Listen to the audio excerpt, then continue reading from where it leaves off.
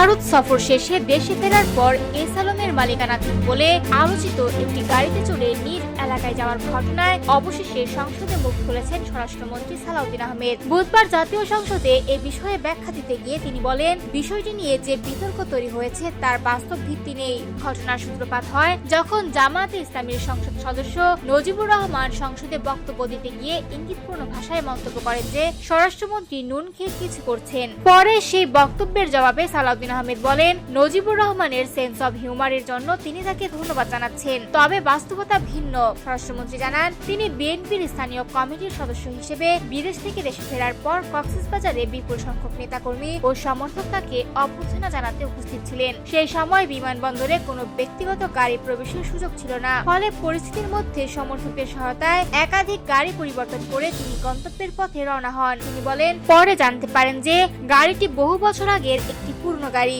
এবং এটি নিয়ে যেসব অভিযোগ তোলা হয়েছে সেগুলোর কোনো শক্ত ভিত্তি নেই। তবুও যদি ঘটনাটি মানুষের মধ্যে ভুল বার্তা দিয়ে থাকে তাহলে তিনি আগেই জাতির কাছে দুঃখ প্রকাশ করেছেন বলেও উল্লেখ করেন। নিজের আর্থিক সক্ষমতার প্রসঙ্গ টেনে সালাউদ্দিন আহমেদ বলেন, আমার 4টি গাড়ি আছে, 4 জন ড্রাইভার আছে, আমি খুব একটা গরিব না। এ সময় তিনি নজিবুর রহমানের মন্তব্য সংসদের কার্য বিবরণী থেকে বাদ দেওয়ারও অনুরোধ জানান। জবাবে স্পিকার বলেন, বিষয়টি খতিয়ে দেখা হবে এবং অসংসদীয় কোনো বক্তব্য থাকলে তা বিধি অনুযায়ী কার্য বিবরণী থেকে অপসারণ করা হবে। পুরনো এই বিতর্ক নতুন করে সংসদে আলোচনা জন্ম দিলেও স্বরাষ্ট্রমন্ত্রীর দাবি, বিষয়টি অনেক আগেই নিষ্পত্তি হয়ে গেছে।